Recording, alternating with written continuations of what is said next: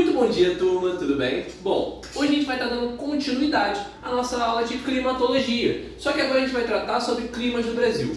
A gente só precisa recapitular algumas coisas rapidamente. Na última aula, a gente começou falando sobre a diferença de tempo e clima. Vamos lembrar que tempo é a condição momentânea da atmosfera, enquanto o clima é uma média de tempos atmosféricos, mais ou menos em 30 anos. Então, quando a gente pega e vai ver como é formado cada um desses 6 climas que nós temos no quadro, nós estamos tratando de uma condição média nos últimos 30 anos. Tudo bem? Além disso, nós também falamos sobre os fatores climáticos e os elementos climáticos.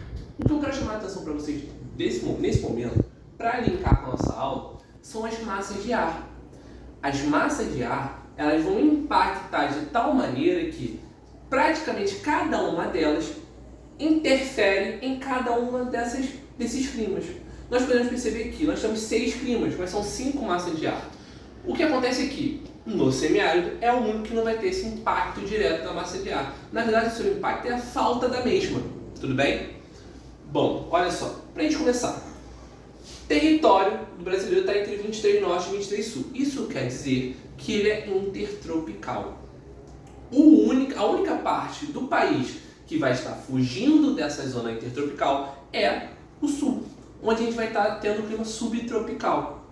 Além disso, nosso relevo é muito desgastado. Então nós não vamos ter uma grande altitude, como a gente consegue enxergar nos Jogos de Libertadores, quando a gente vai ver o Flamengo jogar contra o Bolívar, quando a gente teve um Vasco Real Potosí. A gente não tem tanta altitude assim no nosso território, mas nossas altitudes já causam frio. A gente já volta nisso de novo. Bom, começando, a gente tem 6 tipos climáticos. O primeiro, que eu de cara quero começar com vocês, é o semiárido. Por que eu trouxe o semiárido diferente? O semiárido, ele é o único que, pela falta da chegada da massa de ar, muito por conta tanto da MTA e da MEA, que não conseguem levar a umidade até lá durante o ano inteiro, ele cria uma relação ali de um bioma mais focado na caatinga, onde a gente vai ter uma vegetação muito mais seca durante o ano inteiro, onde a gente vai ter o sertão nordestino, tendo caracterizado seu clima como quente e seco pela ausência de chuvas. Quando chega a chuva lá, Gabriel? Porque você colocou aqui que tem poucas chuvas no verão, quando a MEC está forte. Quando a MEC fica forte, ela consegue chegar lá no verão e distribuir um pouco das suas chuvas através dos rios voadores. A gente já fala sobre a MEC. Começando pela tropical, na tropical a gente já começa a preencher mais essas massas de ar. Por quê? O tropical ele vai estar mais focado no centro-oeste. Repare que a gente está vendo nos primeiros tópicos sempre a localização. Na tropical a gente vai ter 2 momentos no ano. Um verão quente e úmido. Por que quente e úmido? Porque aqui a gente vai ter a chegada da nossa MEC. A MEC, ela chega aqui, tá? E fala, olha só, cheguei rapaziada, trouxe a umidade, trouxe a bebida aqui pra gente comemorar nosso churrasco no calor. Quando chega o inverno, frio e seco, a MEC fala assim, rapaziada, é minha hora de ir embora, já deu, estão me chamando lá na linha do Equador. Então chega a massa tropical continental, a MTC. Vamos lembrar quais são as características da MTC?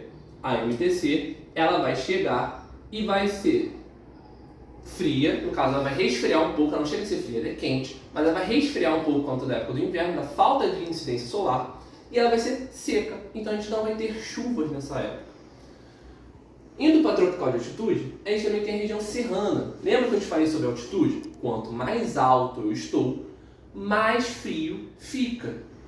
Igual a gente estava falando, se a gente for parar para lembrar, quando o Flamengo jogou contra o Bolívar lá, todos os jogadores estavam o quê? Com manga comprida por conta do frio. Nessa região a gente vai ter um verão ameno, lembra do clima frio, e chuvoso. Isso quer dizer que a gente vai ter chuvas focadas no verão. Novamente, quem chega aqui nessa região, nessa época, vamos lembrar? Falou a MEC? É a MEC, Massa Equatorial Continental. Então a MEC vai estar aqui novamente aparecendo no nosso clima dessa região. Inverno frio e seco, já que é uma característica natural das áreas de grandes altitudes. A gente não tem tantas chuvas, na época do inverno e já vai ser mais frio, tudo bem? Subtropical. O subtropical é aquela região que eu falei do sul, lembra? Que a gente vai ter mais um clima próximo do temperado, com 4 estações bem definidas. Quem vai agir aqui o tempo inteiro? Quem vai estar aqui fazendo assim, rapaziada? Cheguei, essa área aqui é minha, é a MPA, a massa polar atlântica.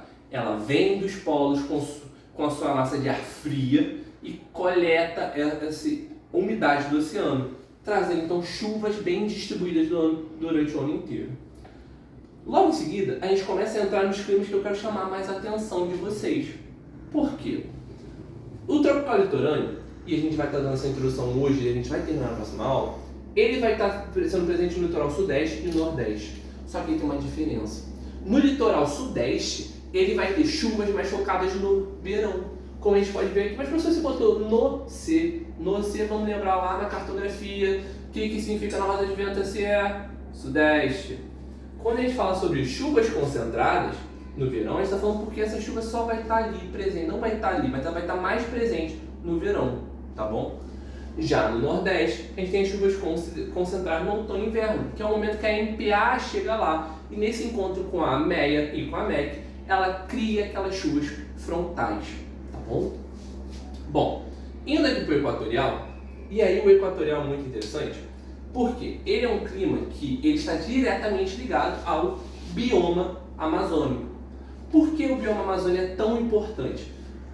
Eu falei para vocês lá na última aula que toda massa de ar que se forma no continente ela tem uma origem seca. Só que a MEC não tem. Por causa de quem? Por conta da Amazônia. Enquanto a Amazônia estiver presente, estiver forte, soltando toda essa umidade, essa evapotranspiração, tá tudo MEC. Entendeu? Tudo MEC? Não? Tudo bem. Bom, vai estar tudo, a massa equatorial vai continuar úmida e vai estar trazendo essas chuvas. Quando é o verão, você pode ver que ela impacta tanto no tropical, quanto no tropical de altitude, levando essas chuvas, chegando até o semiárido, nas chuvas na época do verão. Mas se eu retiro esse bioma, ela perde parte dessa Amazônia, dessa evapotranspiração, tá? E diminui essas chuvas, vai causar seca, por exemplo, em São Paulo, tá? Cara, lá não tem época fria, é quente o ano inteiro e úmido. Quente e úmido. O meu amigo, um dos meus melhores amigos da Marinha, ele estava lá em Manaus, ele falava que ele tinha que escolher entre sair na época, no horário de vai chover, ou antes da chuva, ou depois da chuva. Por quê? Porque era certo que toda final da tarde tem chuva lá. É certo, gente, é certo. Então a gente vai ter uma característica de uma alta nebulosidade todos os dias, a partir dos rios voadores. É importante lembrar dos rios voadores. Eles impactam toda essa dinâmica do Brasil, tá? Essa levada de umidade que a MEC leva é a partir dos rios voadores. E vai ter o calor o ano inteiro, tudo bem? Na nossa próxima aula, a gente vai dar prosseguimento nesse aprofundamento de cada uma desses tipos climáticos, tudo bem? Entender um pouco melhor o tropical e sua relação com o cerrado, o semiárido e sua relação com o planalto do Borborema, o tropical de altitude e sua relação com a MEC na época do verão, tudo bem? E a gente dá esse prosseguimento, tá bom? Tchau, tchau, até a próxima aula!